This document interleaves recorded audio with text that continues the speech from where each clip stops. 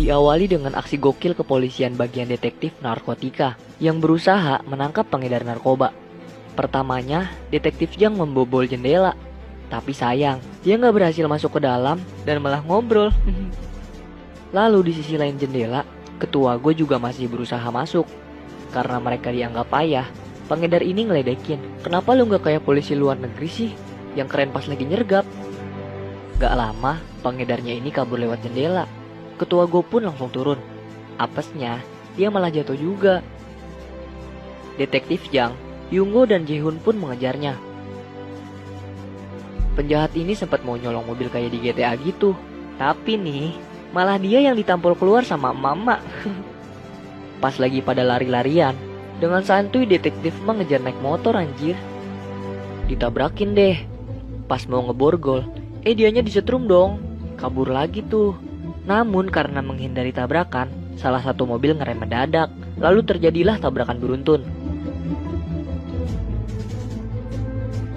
Direktur menegur mereka karena nangkep penjahat kelas teri aja sampai bikin banyak properti orang lain rusak, which is biaya perbaikan harus ditanggung oleh kepolisian.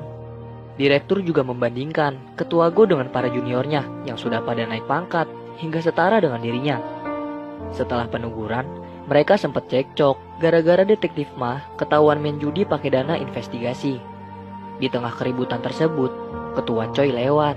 Lalu ia bilang kalau kinerja tim ketua Go suka gegabah dan akhirnya bikin kerugian banyak. Setelah mengejek, mereka ngajak semuanya makan bareng. Ketua Choi ternyata masih respect sama seniornya biar ketua Go bisa naik pangkat. Ia ingin bekerja sama dan nyuruh Go memata-matai Hong Sang-pil, yaitu bandar narkoba, agar mereka bisa menangkapnya. Syukur-syukur di Mube, kepala bandar narkotika yang rumornya akan kembali juga bisa tertangkap. Penyelidikan pun dimulai. Berhari-hari Juhon menyamar, dari mulai tukang sapu hingga teknisi. Yang lain mengintai di mobil, dan detektif Ma mengintai dari atas. Tapi aksinya ketahuan ibu-ibu yang mengira dia lagi mengintip. Gak lama, polisi datang akibat kesalahpahaman tersebut. Pas lagi debat, Ge Hong Sang-pil lewat. Karena mereka dalam penyamaran, di dalam mobil lah mereka mengaku sebagai polisi juga. Besoknya, mereka mengintai dari restoran ayam goreng dari pagi sampai malam. Mereka udah bete banget deh, tapi ternyata ada Limube. Mereka pun langsung rembukan. Ketua Go mau biar mereka aja yang bergerak, gak perlu memanggil tim yang lain, agar mereka gak dianggap remeh lagi.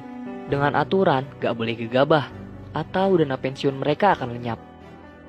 Saat Yungo mikir cara masuk ke dalam, ada kurir makanan masuk dengan santai. Lalu paman penjual ayam memberitahu kalau bangunan seberang sering pesan makanannya.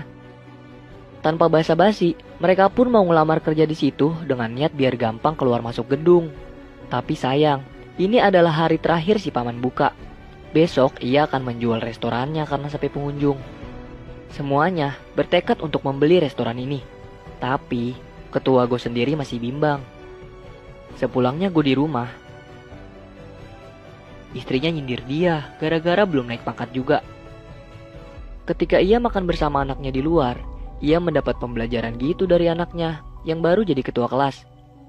Keesokan hari, ketua Go datang dan langsung membeli restorannya. Aksi mereka pun dimulai.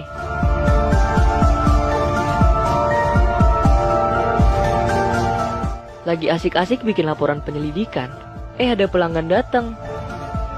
Begitu aja terus. Karena kesel malah banyak pengunjung, mereka pun berencana untuk beneran bikin restoran ayam, biar gak ada yang curiga. Masa kedai ayam gak ngejual ayam? Di tengah rapat, ada pergerakan dari bandar. Mereka lagi adu bacot gitu. Lalu Hong Sang-pil datang. Target mereka benar-benar sempurna. Hong Sang-pil nyuruh mereka berantem tuh. Dan para polisi ini malah keasikan ngedengerin mereka berantem dong. Lalu ibu-ibu seberang datang mau beli ayam. Dia juga baru tahu bahwa sekarang mereka adalah pemiliknya. Karena mereka gak masak, ketua Go beralasan kalau mereka belum produksi sebab baru buka. Gak lama, pengedar datang. Untungnya si ibu ini ngejelasin. Besoknya, karena gak ada yang bisa masak nih, akhirnya mereka masak bareng, biar tahu siapa yang paling enak ayam gorengnya.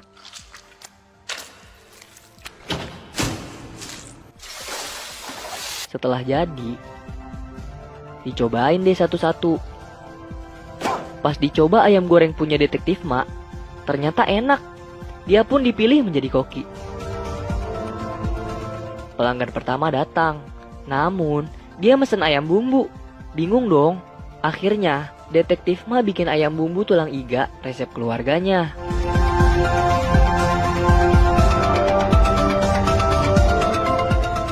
Saat gigitan pertama, mereka pun seneng. Tapi pengunjung kedai mereka malah rame banget dan kebanjiran orderan.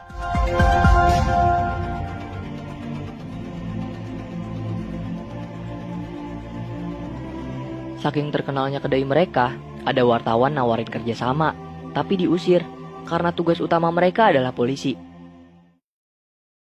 Di mobil, Yungo melihat ada pergerakan target. Pas dia ngelapor, gak ada satupun yang respon karena super sibuk. Mau gak mau dia mengikuti target sendirian. Namun di persimpangan, ia kehilangan jejak. Sepulangnya Yungo, dia marah-marah karena berasa kerja sendirian mengejar target. Yang lain juga jadi ikut emosi karena mereka juga bekerja di kedai. Mak kena minyak panas, Jae-hoon motong bawang 3 karung, dan Jang melayani juga membersihkan meja 80 kali. Yungo pun teriak karena makin hari bisnis mereka makin lancar.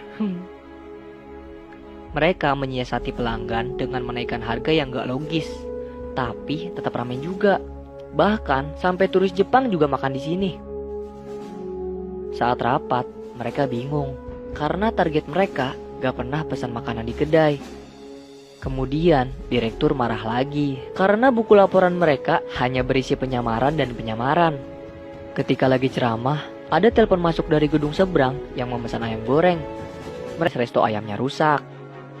Lalu terenduslah kabar buruk oleh para detektif ini.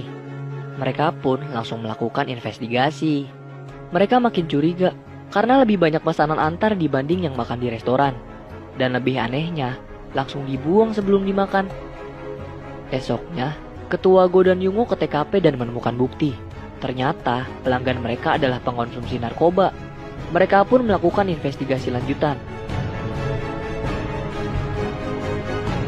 Di sisi lain, detektif Ma ketahuan penyamarannya dan babak belur.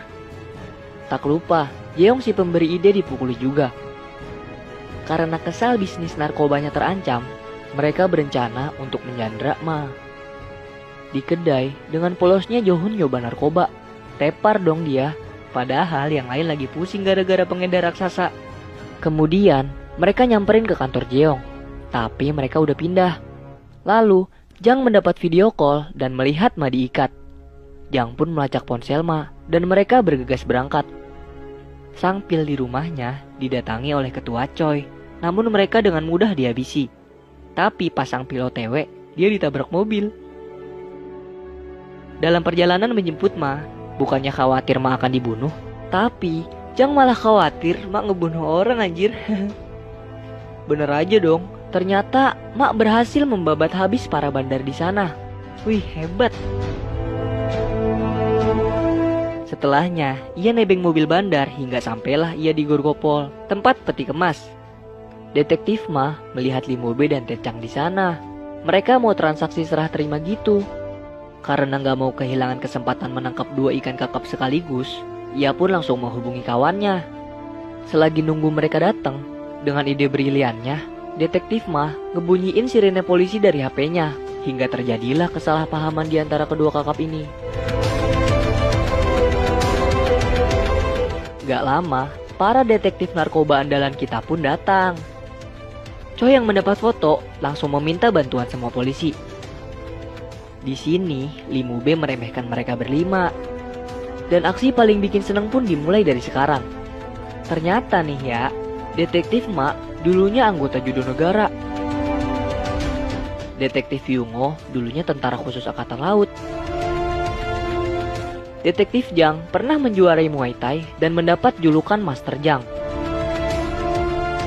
Detektif Jae-hoon dulunya mantan atlet baseball yang punya daya tahan tubuh besar. Dan Ketua Go pernah mendapat 12 kali tikaman, tapi masih hidup sampai sekarang. Dan mendapat julukan zombie yang tak bisa mati. Para jagoan kita overpower ternyata. Karena udah lawan banyak orang, ketua gue sempat kewalahan lawan cewek satu ini. Gak lama, Mak datang membantu, tapi sama aja. Karena gak suka lihat Mak dibikin bonyok, bikin Jang marah. Bertarunglah mereka. Dan dengan kekuatan cinta, dipukul habis-habisan deh. Liwon B yang kabur ternyata udah diikutin sama ketua gue. Sempat terjadi pertarungan sengit, tapi dengan mudah gue menangkan. Sesampainya para polisi bantuan, anjay. Dengan kerennya para jagoan kita ini bergaya di tengah para penjahat yang terikat. Di pintu ambulan, Mak dan Jang sempat bermesraan. Dan kabar gembira untuk kita semua. Para jagoan akhirnya naik pangkat secara bersamaan. Emang bener ya, yang kelihatannya biasa-biasa aja, bahkan terbilang direndahkan, ternyata punya keahlian yang memang ditampakkan dalam situasi penting aja. Jadi keinget kiasan, jangan lihat buku dari sampulnya. Kalau kamu suka sama video ini, pastikan untuk tekan like ya. Apresiasi dari kamu berguna banget bagi semangat kami. Makasih udah nonton video Movie Rastis. Salam dari kami untuk kalian semua. Caca.